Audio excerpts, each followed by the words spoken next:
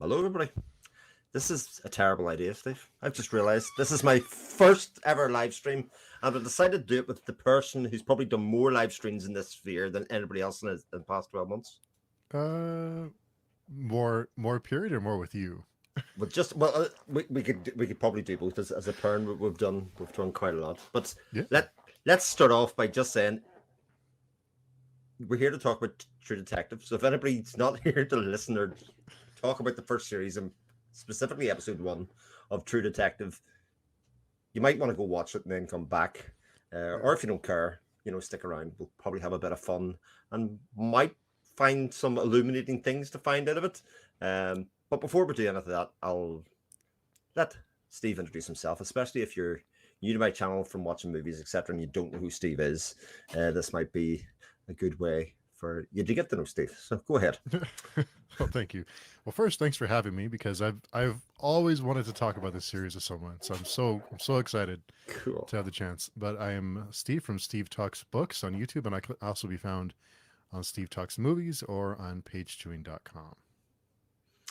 Cool. And so Excited to you've be here. recently launched this new channel where you're talking about movies, TV kind of thing. Seems to be going all right, although you've set yourself a pretty ridiculous challenge, I was going to say.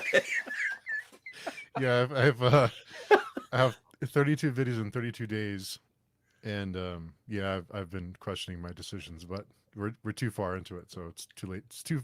I've come too far to turn back, so Well, this is it's too day late. 3, isn't it? Even though it's kind of not your channel, but we'll be alternating these week on, week out at the same time. Hopefully, next week's will be on Steve's other channel. And yeah, I've seen people do these 30 days challenges every now and again, Steve, and they go great, and then they get to about day 25, and they're like, I don't even know what I'm doing anymore. Yeah, I have about 10 videos done, so we'll see how it works out. But yeah, we'll see how it goes. Awesome.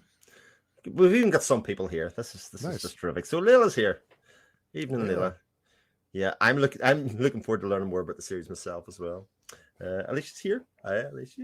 Hey, Alicia. And my newest Goodreads friend, actually, as it turns out. Oh, And cool. Aaron's here as well with a hey. So let's hope everybody's seen the series. We'll start off, I think, by just saying kind of on K2 is Oh, here as cool. well. K2. Nice, nice. Like you've seen this series before from start to finish more than once, Steve? Mm-hmm. Yeah, I've seen it 3 or 4 times. I rewatched it back in the summertime. Okay. So it's So that's the still it's most still recent pretty fresh. watch. Yeah. Yeah, so I've never actually made it to the end of the first series. I started to watch it. I don't know if you're anything like me, but I sometimes pick series from myself and the wife to watch. And after about 3 or 4 episodes, she goes, Eh. eh, not bad. So that happened with Breaking Bad, for instance. She didn't really like the first 3 or 4 episodes of Breaking Bad. And then it took me, I would say, another year and a half to get to the end of the first series. And then I was like, right, I'm away without you. So I've done the first four episodes this a couple of times. But so, like, these first couple of episodes, I have seen before, but without kind of really thinking through and kind of thinking of another death rather than just let's see if we can follow along. Yeah. So we'll see how this goes. So I think the show for me mainly is the first episode's very much about introducing our two main characters. I've sort of labelled you as Marty on the thumbnail and me as me as Cole. Cool. Yeah. It's a great uh, thumbnail, by the way. Yeah. yeah, thank you very much. So it's really about them, and I think there's loads of stuff even from the outset that they use to contrast because it's very much shot in this kind of Yes. POV interview style. So what kind of things strike you from the start? Well, first I want to mention I love the introduction. I think it's my all-time favorite Mm, intro.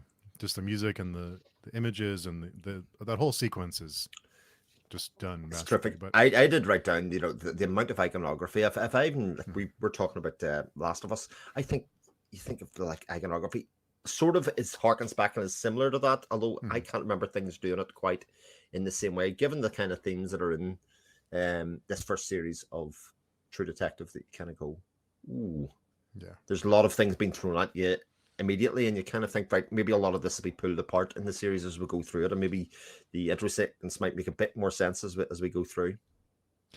Yeah, I think in the introduction to your question about kind of for like first impressions going in, what one thing that I noticed this time that I didn't notice necessarily as much before as there's a lot of, like you said, contrast or opposition, because in the introduction we have like, we have like churches, we have Hmm. we have like playgrounds, we have some other sexually suggestive stuff, so lots of opposition. And when the episode starts, all we have is someone carrying a body, and there's a That's fire right. started, and then we go right into character. We Yeah. go right into the camera's rolling, and then we have Cole and Russ talking about each other and kind of, explaining what each character, what the other person's like, and you immediately have the sense of opposition there. You have contrast. Then as the episode goes on, you have the religious side of like the South, like that whole thing, and then you have the satanic stuff of the murder scene. So lots of opposition, in the marriage, and it's like overflowing with contrast. Yeah, and imagery. Like it's very much Mm. imagery based. Even as we'll get to the murder scenes, etc., are all very kind of like these clues, iconography clues, kind of motif clues, all of that kind of stuff that goes through. The first thing that really jumps out to me is definitely the contrast between the two interview styles. So both in terms of their appearance, you've got Marty that's shot very much in uniform, clean cut, shaven. And I don't know if you noticed this, but actually, the lens with which we see him through is very different to the one that we see Cole through. So it's almost like a fisheye lens that we see Mm. Marty through, and it's a different angle, a lower angle and shot and stuff. And so he's looked kind of more imposing and bigger. That's a great. I didn't even notice that. That's a great observation. Yeah. I didn't think about that. But yeah, it is a different angle and different framing for the two. Yeah, and the amount of hair, because obviously going back in time, Marty has hair now, he has no hair, and now Cole had less hair, but now he has more hair. Yeah, they did a great job de-aging them. Um, Yeah, they look great. I mean, I wouldn't have known the difference had I not known them. And well, I don't know if they necessarily de-age them as much as they age them, because they look older in the interviews. Especially Matthew McConaughey looks older. He has wrinkles in the kind of like the I drink too much kind of look. Like yeah. I'm kind of, I have a problem kind of thing. So and then when he's younger, he has that youthful look to him. So He's like they a did a fantastic job. boyish charm about him, even though he's kind of, sort of aloof, even at the start. He is kind of, but he still has that kind of very clean cut, manicured hair, you know, dresses very neatly, you Mm. know, even from that. Um, what are your initial impressions of both characters?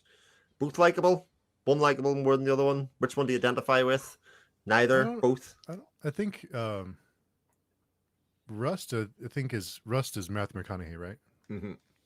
I think he's a more interesting character, so I'm drawn to him. I think Cole is the more unlikable character because of his situation at home, and um, you could tell that also he kind of plays by the rules and doesn't really question a whole lot. He just wants to fly. He doesn't want to do too much or too little. He's just kind of there. He's just doing his time and he's getting out. So I felt like Rust is more interesting. He's more intriguing character Yeah, because of his history, and you get the impression right away that there's a lot of history with him, and there's a lot going on in his mind and what he's been through. yeah. You get the feeling that there's a lot to unravel with him. Mm. Whereas I think Woody Harrelson's character is much more of a. I think it's the kind of character that a lot of us can identify or see in our life in some ways. The kind of offhand comments that he had when he used to describe himself like being a regular ass dude with a big dick, and Yeah, you kind of go, there's an arrogance and yeah. and curtness about him that I think is very off-putting for an awful lot of people. Even the fact that like, there's a bit later on when he goes in to see the captain, and he Mm. comes out and he's been told he's doing the interview, and he comes out and waits till he's outside, closes the door, and then makes a remark about what a dick the captain is, so that he sort of fits in with the crowd, that kind of loudish, lallish kind of thing, just for attention. And whereas Cole obviously doesn't seem to care as much. I Mm. mean, he invites people into his house and he hasn't unpacked any boxes. He's not worried about appearance and what people think of him in that way. He's kind of got his own problems, as you say, Yeah. that hopefully we get to work through. Mm. And even the fact that you get Cole gets this nickname of the Taxman then from Yeah. the start. But is interesting. He's well read. He's all of those things that you think of. Yeah, I think just like we've all known a Marty, we've all kind of known a Cole or a Russ too, right? Because he's a little strange. This is like a memory of a town when they're going in the park, and this is a town that's someone's memory that's fading, or I can taste ash in my mouth. I can taste this weird taste in my mouth, or he's humans, they should walk in hand into extinction. They should stop reproducing because we're just on a path towards destruction. Yeah. So we've all known someone like that too. I think they're both identifiable in different ways. Yeah, the sort of fit stereotypes, but not obvious ones in some ways. As being, they're on a level footing here. They're partners. This is like a buddy cop at the start here, and they are very well juxtaposed. Like I'd written down in my notes, they're very chalk and cheese, and we're told that they've fallen out with each other, but not about the case. And obviously that'll probably be explored as they're going through. But even the people interviewing them, it's towards the end of the episode that Marty realizes that they're not really asking anything about the case. They're actually talking a lot about their relationship, and that's the bit that they're probing and discussing. Yeah, there's a few things we pick up in the first episode, and this won't spoil the rest of the series, but we find out that they caught the person who committed the murders. They say we caught that person. He also says we had a fallout years later, or 10 years later. Yeah. And they also kind of plant the seed that, where has Rust been? Where is he? Where have you been? What have you been up to? It's kind of planting doubt in our mind as the viewer of maybe there's something else going on here. So there's, in the interview and in the dialogue, there's a lot that is explored, and he also talks about you can't pick your parents and you can't pick your partner. Yeah, but for as much as you kind of are meant to not like Woody Harrelson's character, I think that much in some ways are sort of judges about how decent a person he is. He is very open about the fact that he thought Rust was a very good detective. Even down the line, he did reach out and invite him into his home and say, "Look, you're coming, even though this is not totally my idea, but you're going to come and have dinner with me and my family and that kind of stuff." So he is kind of like the much more normal kind of family life, bit where we obviously get the implications that Cole's family's broken apart, deaths in the family, all of that kind of stuff that is obviously affected him. Like, one of the things that I always like is seeing actual what real trauma looks like rather than kind of like the Hollywood version of trauma. So yeah, because you can tell right away that he's capable, but he's a mess because of what he's been through. His eyes are really red, and you can tell he isn't sleeping well. And when he's trying to get information from the sex workers, he sends one of them away, and then sits next to the other one, like, where can I get some pills? Because he needs it to sleep. Yeah, and kind of going to the bar in the guise of doing police work, but actually going for the pills. You know what I mean? As a way to facilitate his problems, or deal with what seems to be the early stages of addiction, both in terms of that and then the drink that comes later. So Hart talks about the importance of marriage, family marriage, and later he might not be so wholesome indeed.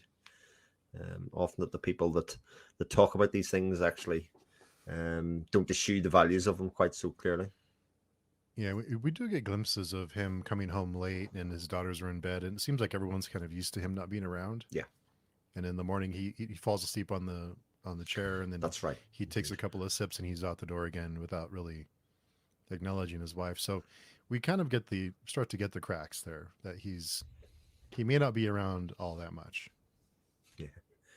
Kind of like what I would say is the classic police stereotype in an awful lot of TV series in that way, and so far as the work's kind of pressurized or heavy enough that it is the excuse not to be there.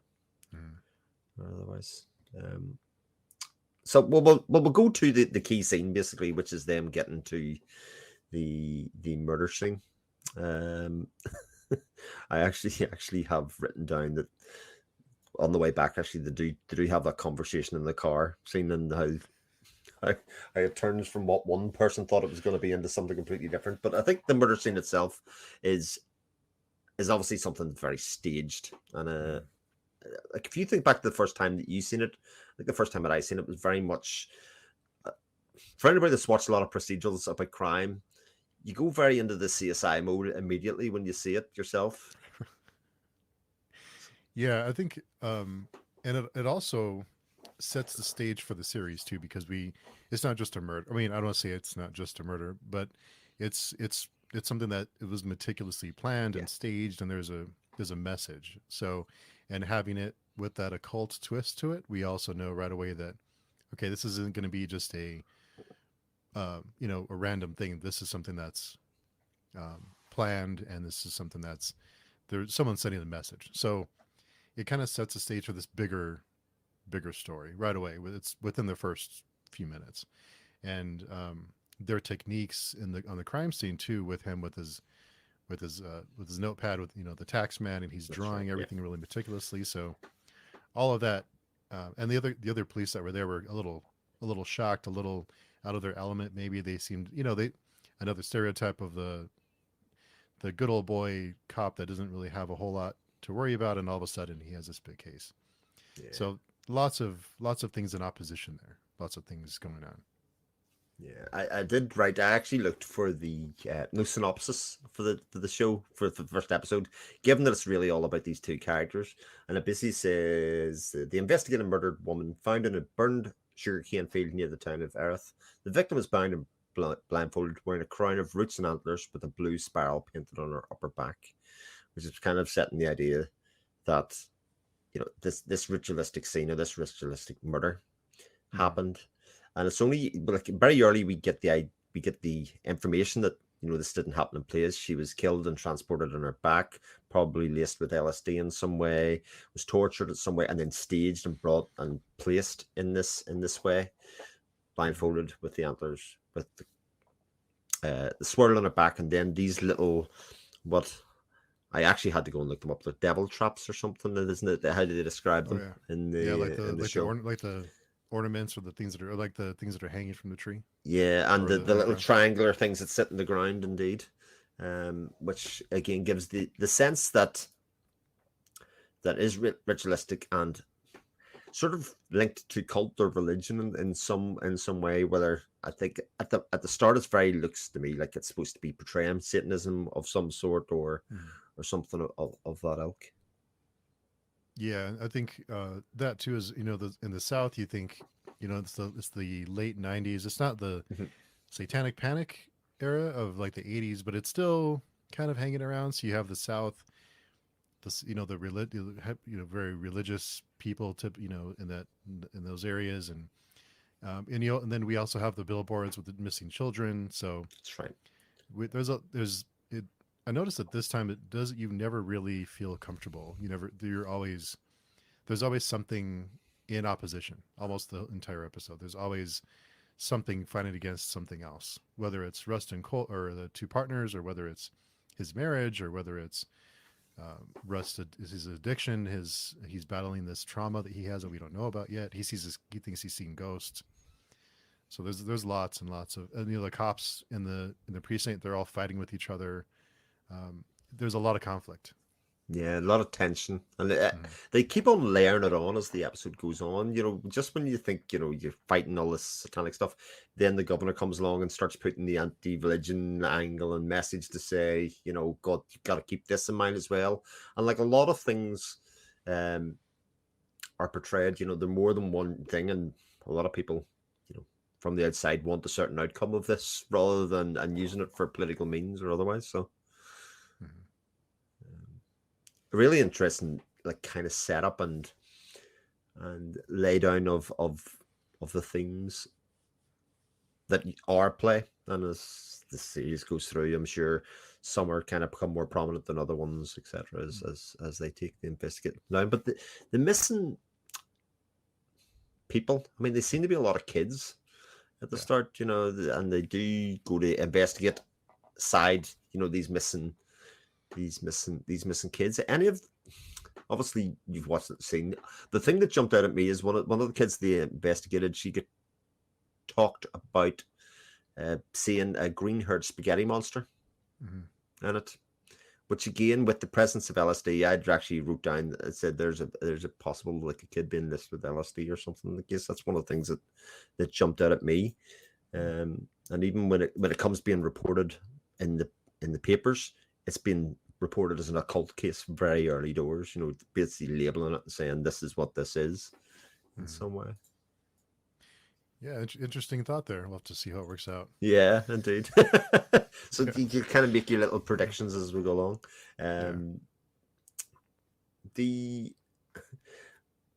Is there anything else you want to say about the scene, the stage in the scene, other than the sugar canes being burnt away around the body? I think there's a couple of things that come out of that, but I think that's shown pretty much at the start of the intro.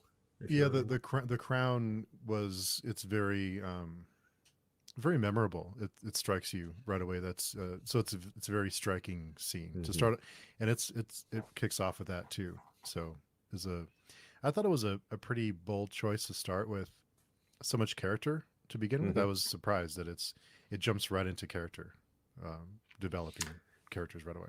Yeah, one of the things I noticed actually about filming it is they spend an awful lot of time to see the body, but we don't actually linger too much on the body.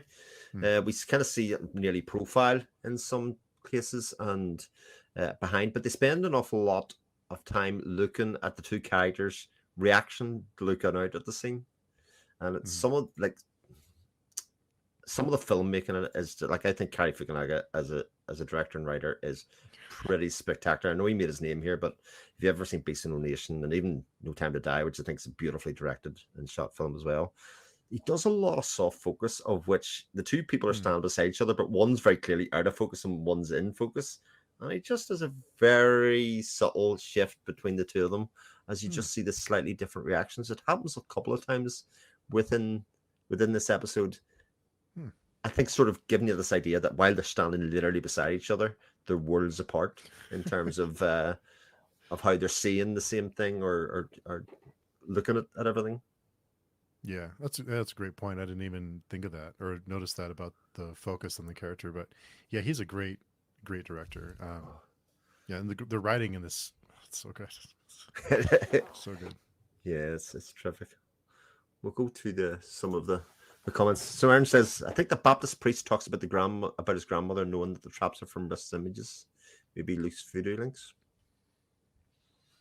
Can't look for Steve's reaction. I'm trying not to show anything. And then Aaron said interesting about the LSD. Quite likely a young person would be interested in what is lying around and what her mother is using. Yeah, indeed. Okay, too said. For sure, he also started coughing as if he wants to say something. His wife spoke over him. Yeah, lots of tension, and lots of people involved in kind of being a part of these societies. And I think that's one of the things that has an interest level for me, not being from America, and especially I say south of North America being a completely fascinating region for exploring stories. Yeah, it really is, and I love the South.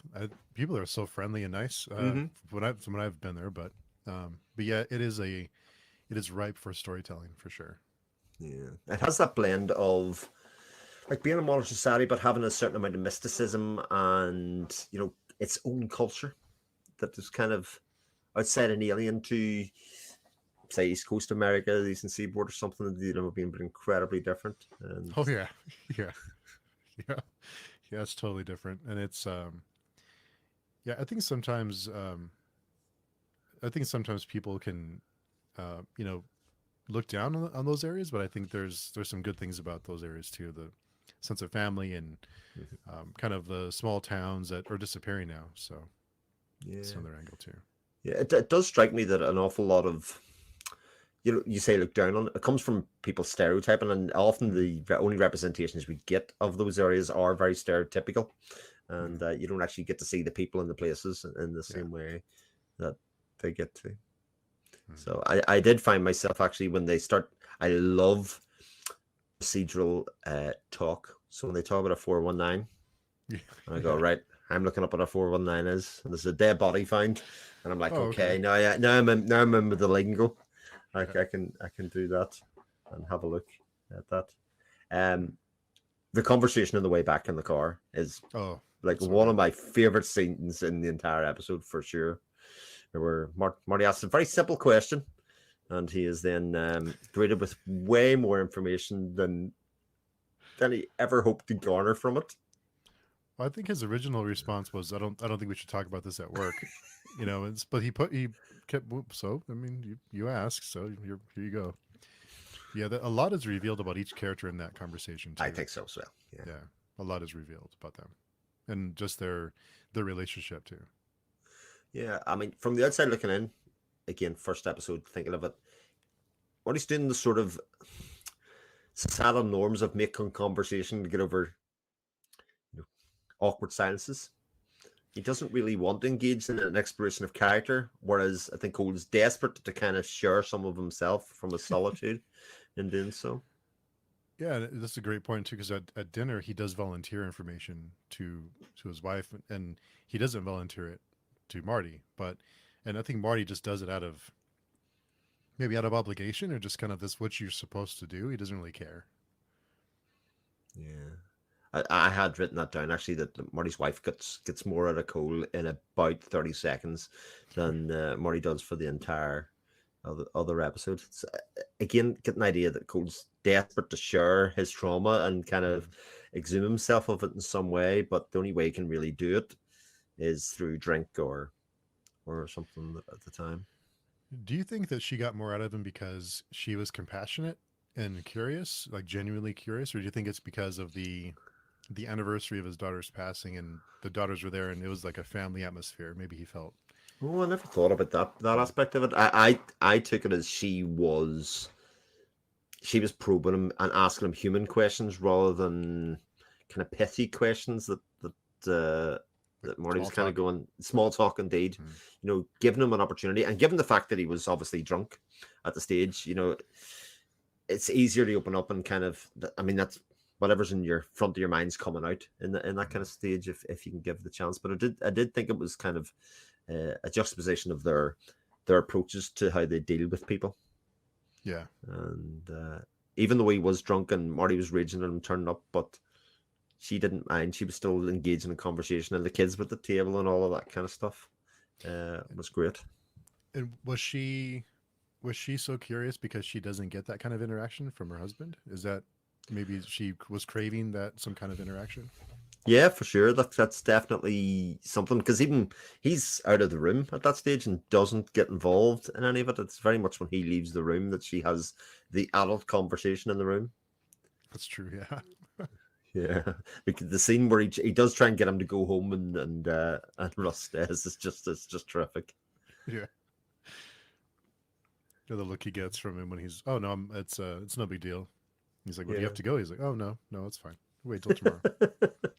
Katie says, I think Marty, because of his possible infidelity, is also a bit afraid because of how good and observant Rust is. Oh, it's very Hmm. clever. I think the point was made earlier on that, yeah, the flirting with the secretary. Oh yeah, Russ noticed earlier on. Missed yeah. that himself, I have to say. He jumps up pretty quick when she walks in the room. So Yeah, really, really terrific about that. mhm. So I think the next part of I think that's a lot of the kind of main exposition and dump of the characters and everything that happens from there on in. As far as I was concerned, in my notes was them either starting to progress down the initial stages of the case, or we were introducing a couple more complexities, like I was saying with the governor coming in, um, and then the scenes with Cole and Marty in and around other people, like the other people in the office, which I think is an interesting Yeah, dynamic as well. yeah. We that one person goes with the flow and the other one doesn't. Doesn't necessarily go with the flow. He questions things. He's not just playing. He's not just going along for the ride. He's Mm-hmm. going to question things, which I think fits into their personalities each side, and that's having that yin and yang together. There's a lot of yin and yang, and the when they, I'm going to be I'm trying to be very very careful here, but when they visit the husband of the murdered woman, that conversation was very interesting too. Mm-hmm. Yes, it's all those small conversations between people that you're kind of reading between the lines all the time to try and figure out people's personal motivations, their private motivations, or otherwise when they go in and investigate. Is it a case that the person interviewing has he had a stroke? Is he the pitcher? I'm not sure if they go into detail with that. I think I'm not sure exactly what happened to him, but I know he was disabled at the time they visited him. Yeah. To go in, and he obviously wasn't before because they knew him when he pitched for LSU, I think, was it, or something like that at the time. Yeah, I picked up a lot on Aaron's point here, which is there was a lot of posturing with the other cops. It's very much the boys' club again. As Marty comes out and makes a dig at the captain to fit in, and kind of having a dig at authority just because it's kind of the boys' club thing to do. Yeah, yeah, a lot of that too, and kind of the like they're incompetent almost. Like I think he mentions to them, oh, how was the did you find anything at the bar, because they all smell like alcohol. So they were out goofing around when there was this big case going on. Yeah. Alicia's made the point about when they were having the conversation, the sort of equal playing field between the two of them in that conversation. That's a great observation. Yeah, I think especially for the large part of the first episode, you do see them two of them as a level, just being chalk and cheese with each other. That's only when they get put into the setting of the police station that you actually see some are more equal than others in terms of the group dynamic that's there. There's definitely there's different tiers and kind of like who the alphas are in the room. Yeah, yeah, indeed. K2 says Marty and Russ size is everything a good job, is liked by colleagues, respected as a loving wife and happy, healthy kids. Meanwhile, Russ Laxer has lost all of that in some way. And yet I sort of identify with Rust a bit more in the kind of bookwormy kind of attention to detail. Part of that, but obviously the sadness and the misery is playing in the rest of his demeanor for sure. Yeah, and just excellent performances all the way around. Oh man, yeah, just excellent performances from everyone. And with the interviews, there's a lot of we like I said, we know a lot of things from those conversations, and we also have the two detectives who are interviewing them. There's also their interactions with them too. Because they're not really revealed maybe until about 2/3 of the way through the episode, and you realize, oh right, okay, and we don't even really question the fact that they're interviewing on the other end. It kind of almost feels like a documentary or mockumentary in some ways up to that point, insofar as we get these two people talking to camera with kind of like a faceless nature to it, but actually we realize that this is actually part of a follow-up investigation based on the fact that, and I maybe picked this up wrong at the end, but the reason for the interview was that they've got a new case similar and that they convicted somebody for this previous crime beforehand. I think that's what they said at the end. I think that's what I got of it. And I'll be careful. So they did mention how there's news. They know there is public information that there's some things that in the new case that wasn't public that happened back then, but they also mentioned, well, how can it be the same person when we caught them back in 90 whatever. And as Aaron quite rightly says, that I think the episode ends with start asking the right and answering the right questions. That's pretty much the bit, and you kind of cut to, okay, we've been pissing about for an episode here in a lot of ways. That we're kind of not at it. We're not we're not really delving deep into what's actually going on.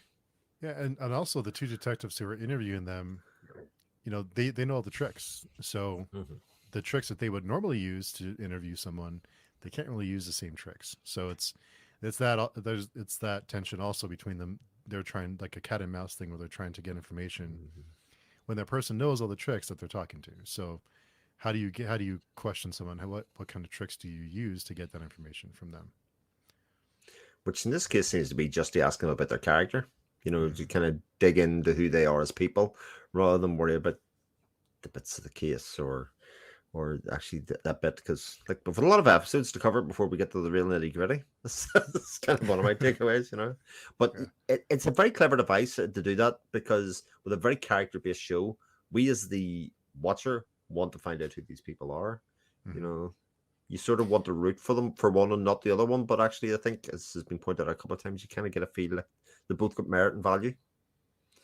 Yeah, and I was really surprised how heavy character focused it was. I think that's why I like it so much. I think Hmm. this I started to realize that a little bit. But yeah, there's yeah, and they also mentioned a few other things in this episode. They mentioned, well, do you want to know about the time this happened? Oh no, we'll talk about that later. Or do you want to know about Hmm. this that happened? So it sets up a lot of future things that happen, but we don't know how those things happen or what it all means yet. So really, really smart ways of just dropping little clues of this is what may happen later, or this is what will happen later, and what does it mean what's happening now versus what happened back then. So really, really smart way to a really smart first episode, I thought. Yeah, I think it really showcases what can be great about long form TV like this, Mm-hmm. insofar as like the kind of things and narrative devices that they use here. You can't use in books in the same way. You can't even use in movies the same way, because you are dropping literally those little breadcrumbs along the way, even to suggest what where the next couple of episodes are going to go. Mm-hmm. Um, and like I've just come back from teaching a literacy class where we're doing off mice and men, etc. And one of the questions that I'm posing to students is, right, you get to a certain point of the book, how does the author try and ensure that you keep coming back and watching it again? Like, what are the things that he's done to this point that make sure that you keep on, that you go to sleep, pick it up again tomorrow, and keep on going with it? And there's so many things I would say in this first episode that kind of allude to that. Yeah, I didn't think of it that way. That's a great point too of kind of once you, well, what did happen or what how did this happen? What, so, and you want to know when it's going to happen too. Is it at the end? Is it the next episode? When does that event Mm-hmm. happen? Yeah, so you've got you've obviously got the play of the couple of characters. You've got all the intrigue and theming that goes on. You've got this very evocative scene and staging of a death scene. There's lots of like mysteries within the mysteries, Hmm. and then they throw in the last, which is when Cole goes for a walk around the outside of the house, and you Yeah, find that this wasn't just staged within the murder scene. These little devil traps are found elsewhere. hmm, yeah. When they visit the church too, I think it's the unrelated case, but the pastor there or the deacon or I'm not sure what kind of church it was, but Denomination, yeah. yeah, he talked about the cats that have been killed and nailed to That's the right. door. So you kind of get like how widespread is this occult stuff, or is that nothing? And I liked when he tells them, well, I asked for this to be investigated, and they say, well, Mm. they told him, well, that's not we're not that kind of police, and he says, well, who is? It's a That's a great line. yeah, yeah. It's a fantastic line. Of course, that's Clark Peters, I think, from The Wire. If Oh, he's anybody's excellent. He's excellent. Yeah. one of my favorite characters in all of The Wire. Probably number Oh, two character in The Wire, because everybody's got the same number one, I think. Bunk is your number one, Oh or no, Omar's the oh number one. or not Omar. This jeez, um, I forget his name. But He is Bunk's a pretty great shout, though. yeah, yeah. I'll think of it. Oh, that I keep thinking Fuzzy Dunlop. Uh, yeah, I don't want to spoil anything, but yeah, we'll talk after. But Yeah, yeah, yeah, the yeah. I forget his name. The actor who should be the next James Bond. Idris Elba's Stringer Bell. Yes, yes, Stringer Bell. Yeah, he was Indeed, excellent too. he's Yeah. brilliant. I mean, that's another very heavy character, driven show, Mhm. but a lot more characters. You know, they play with characters. This one is a lot less. They do a lot more with a lot less. Very focused. Yeah. Between these two certainly, and then just kind of sprinkle these kind of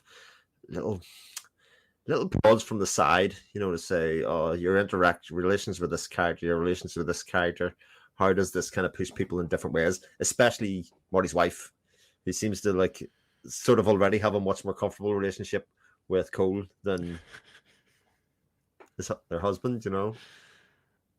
Um, Yeah, it's yeah. I didn't really yeah the well, he shows interest and he's they show interest in each other.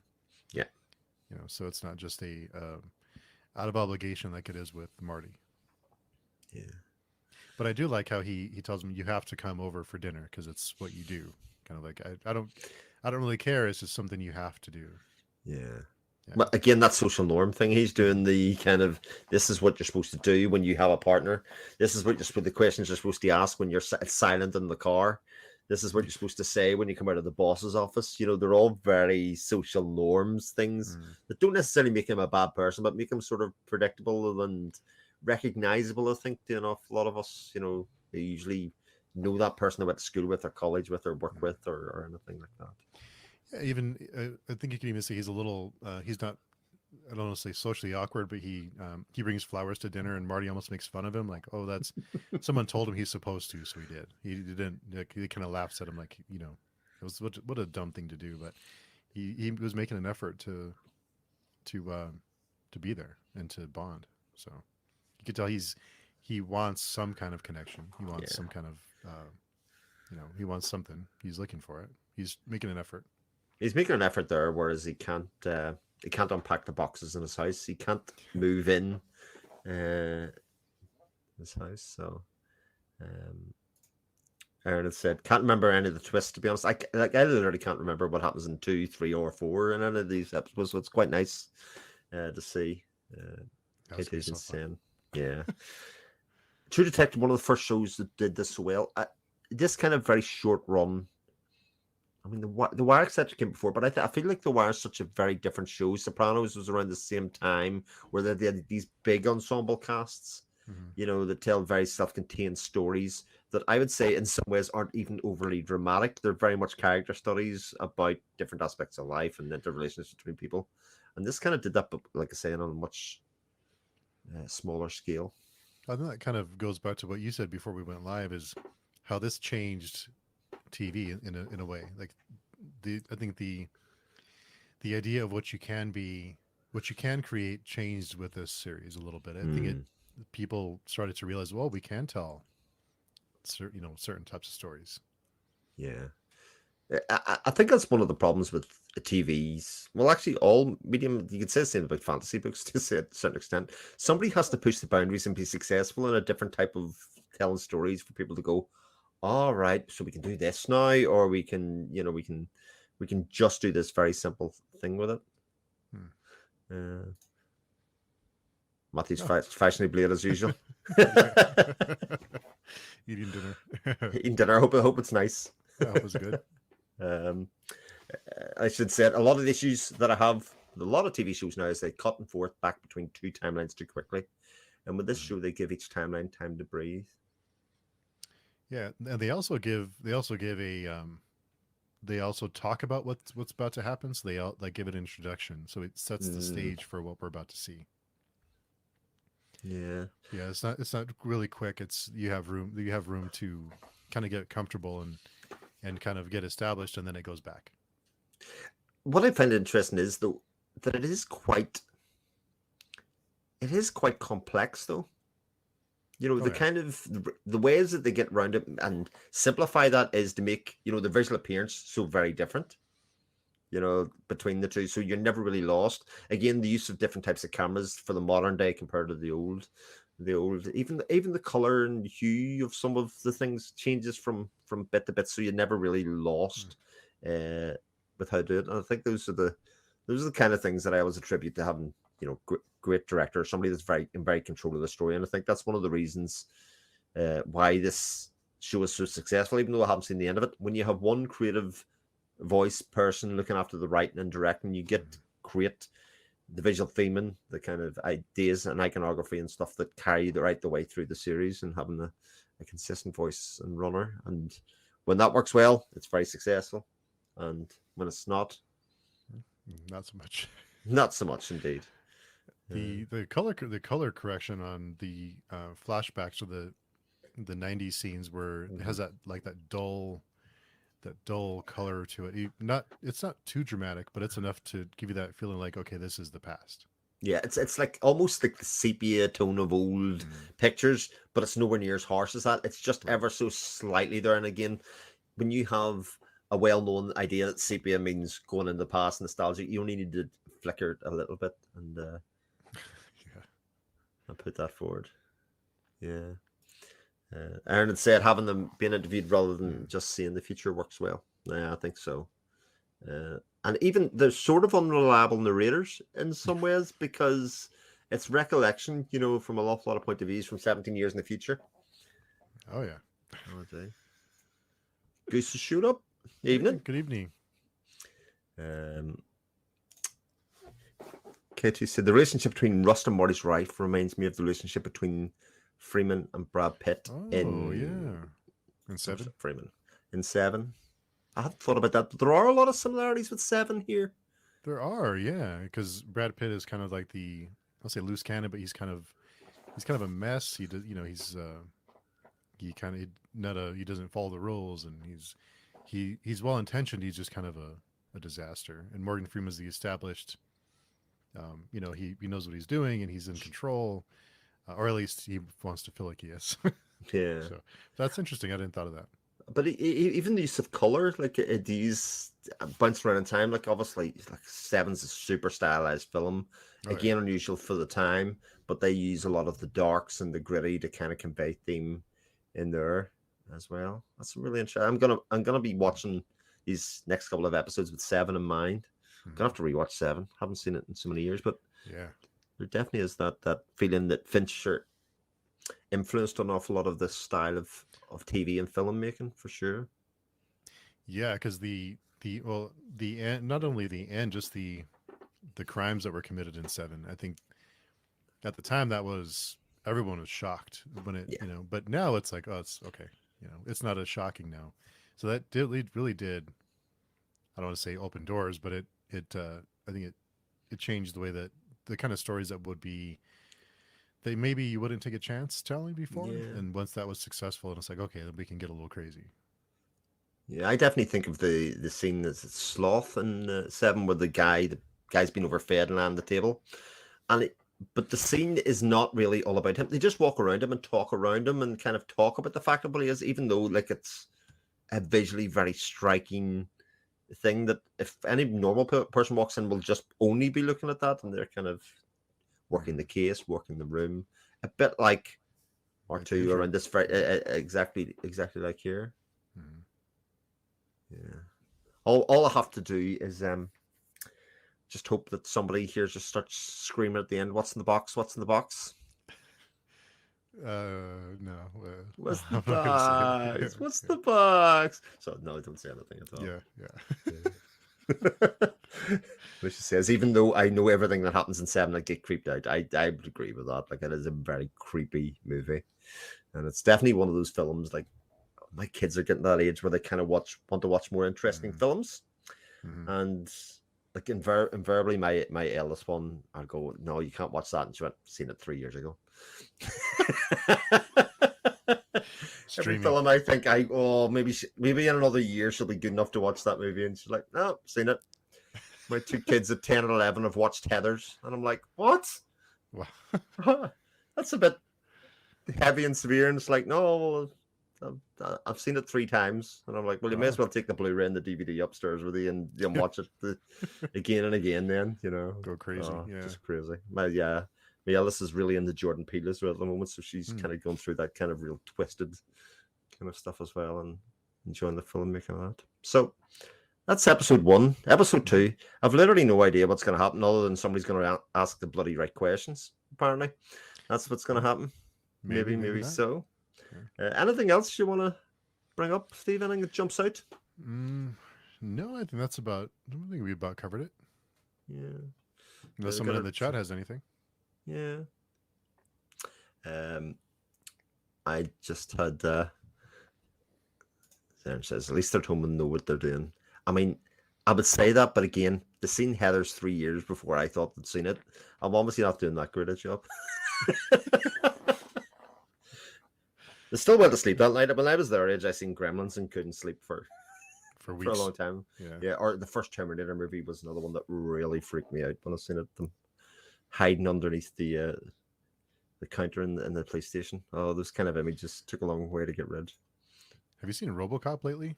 Oh man, I It have was actually. super violent.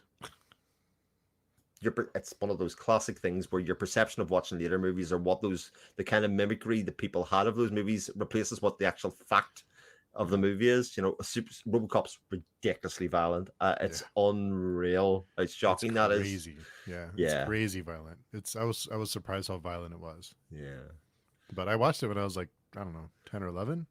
I don't remember being shocked or anything, but now as an adult, it's like, wow, this is I pretty remember bad. being shocked about 82.9 about how vicious some of those murder scenes were, about the kind of, the indiscriminate nature that it just murdered millions of people. But it's a couple of scenes that I'd totally forgotten that I thought, oh god, that should have been funny, like the shooting scene between the legs. That shouldn't be a gruesome scene, but it's absolutely, oh, Yeah, it hurts. yeah, it's pretty bad.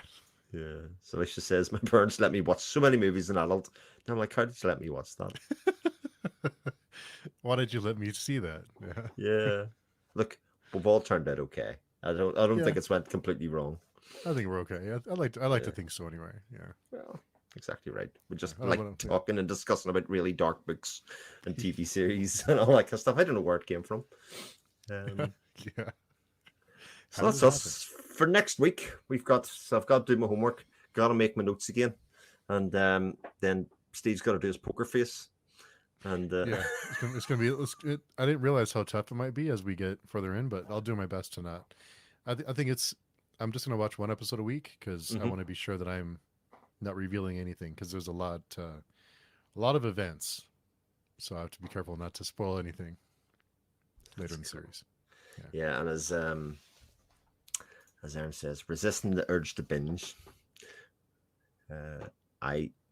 I'm determined not to. I nearly did 2 episodes back to back, and I thought no, because then I'll not be able to stop myself. It's just like anything else. I'd be talking about episode 1, going, but oh, that's irrelevant now, or that's been replaced with this theory or otherwise. So, that's it. So, thanks everybody for coming along. Steve, you can let everybody know what videos you've got coming up planned for the next couple of days of the. I actually Of the don't know. channel? I have to post. I have a few done, and I don't know what to post next. I have Martyrs. I have Overlord. I have I think was it Triangle, and I have Bloody Hell. No, do I have that edited yet? I have a bunch that are just in the can, ready to go. So I'll have Cool. to decide So what to release. you can catch that on Steve Talks Movies, or if you fancy going nuts, you can head to Steve Talks Books. You want to get crazy? Yeah, you can do books or Mix up your hobbies. It works for me. That's all I can tell you. And you can catch us next week on Steve's channel. I'm going to do a better job of getting it out in my socials to let people know where it is and where it's going. It's hard to remember. There's a lot of stuff. I mean, it's hard to keep up. And you had a busy week, so yeah, I came home and thought I'd better stick this out. And of course, by the time I went on to Twitter, Steve had already done it for me. I was like, yeah. I try to keep up. It's hard sometimes. Yeah. So thanks everybody for checking in. And if you've got some theories and you don't know what happens, you can stick them down in the comments again, and then we can pull them up and start next week's show with them as an idea. So before you watch episode 2, try not to spoil, please. Yeah. And, be nice. We'll catch you next time on the channel. Well, it's Steve's channel at the same time next week for episode 2. Time. Take care, everybody. Cool. Thanks, everybody. All the best.